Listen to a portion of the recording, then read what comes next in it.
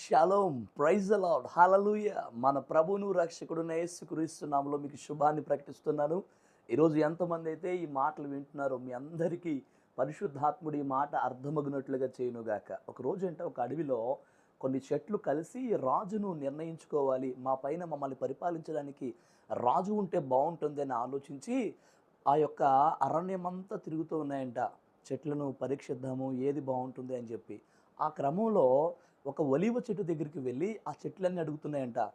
ఓ ఒలీవ చెట్టు, ఓ ఒలీవ చెట్టు, మనుషులకి రాజులు ఉన్నారు, మాకు రాజు లేరు గనుక మమ్మల్ని పరిపాలించడానికి నువ్వు ఏమైనా అవకాశం ఇస్తావా అని అడిగితే ఆ ఒలీవ చెట్టు ఒక అద్భుతమైన మాట చెప్పింది. అదేంటంటే న్యాయాధిపతుల గ్రంథము 9వ అధ్యాయంలో మీరు మొదటి నుంచి చదివితే కొన్ని విషయాలు అక్కడ మీకు అర్థమవుతాయి. చాలా చాలా బాగుంటుంది.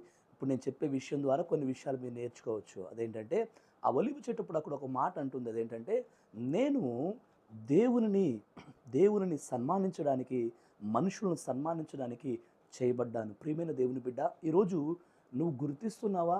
ఎందుకొరకు నువ్వు చేయబడ్డావు? ఎందుకొరకు నువ్వు సృష్టించబడ్డావు? ఒక ఒలీవ చెట్టు రాజుగా చేయమని కోరుకున్నప్పుడు చెప్పిన ఒక చక్కటి జవాబు, ఇదిగో నేను దేవునిని సన్మానించడానికి పుట్టాను. ఈరోజు నువ్వు ఎందుకు పుట్టావు అని నువ్వు అనుకుంటున్నావు? నువ్వు అనుకుంటున్నావా బియ్యం పుచ్చిపోతాయని? కాదు బ్రదర్, నువ్వు బియ్యం పుచ్చిపోతాయని కాదు పుట్టింది, ప్రభువు చిత్తాన్ని నెరవేర్చడానికి.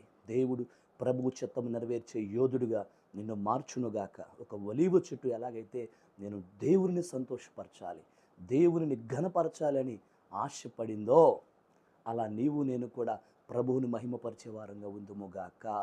షలోమ్, సమాధానం మీకు కలుగునుగాక. ఆమెన్.